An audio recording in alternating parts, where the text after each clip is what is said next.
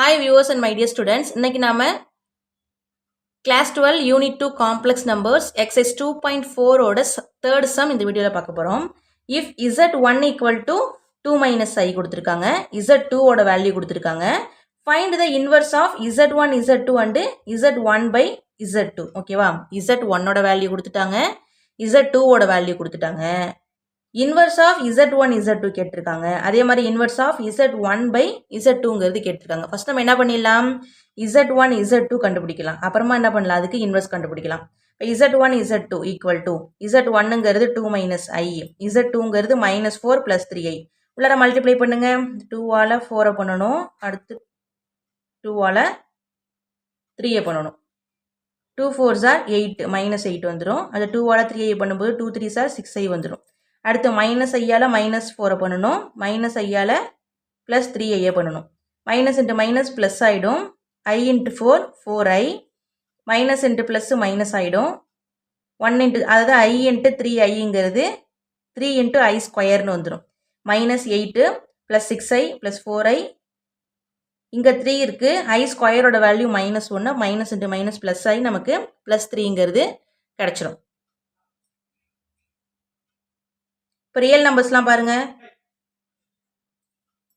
Minus 8 plus 3. இப்போ minus 8 plus 3ங்கிறது minus 5 ஆகிடும்.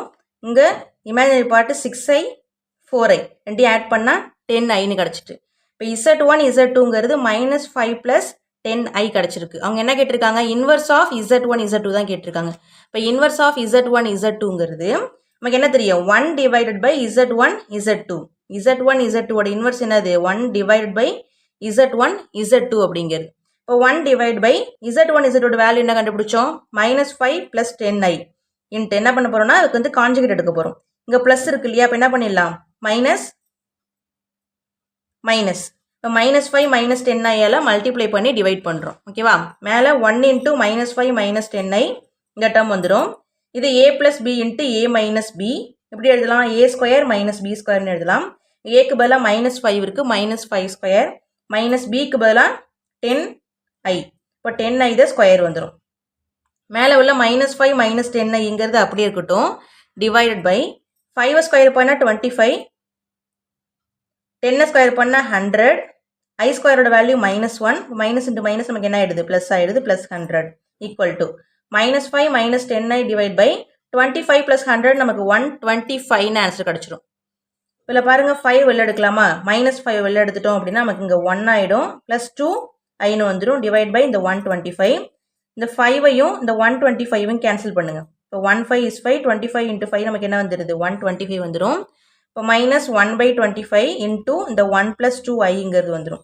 இப்படி எழுதலாம், இல்லைனா அவங்க புக் ஆன்சர் படி இங்கே என்ன பண்ணிடலாம், இந்த மைனஸ் உள்ளார மல்டிப்ளை பண்ணிடுறாங்க, அவ்வளோதான், வேறு ஒன்றும் இல்லை. இப்போ 1/25 இன்ட்டு மைனஸ் 1 மைனஸ் 2 இதான் என்னது, புக் ஆன்சர் படி இதான் கொடுத்துருக்காங்க. ஆனால் நீங்கள் எப்படி போட்டாலும் ஆன்சர் கரெக்ட் தான், நீங்கள் இதை போட்டுக்கிறது நல்லது. ஓகேவா, நெக்ஸ்ட்டு z1 z2ஓட இன்வர்ஸ் கண்டுபிடிச்சிட்டோம். அடுத்தது z1 பை z2ஓட இன்வர்ஸ் கண்டுபிடிக்க போகிறோம்.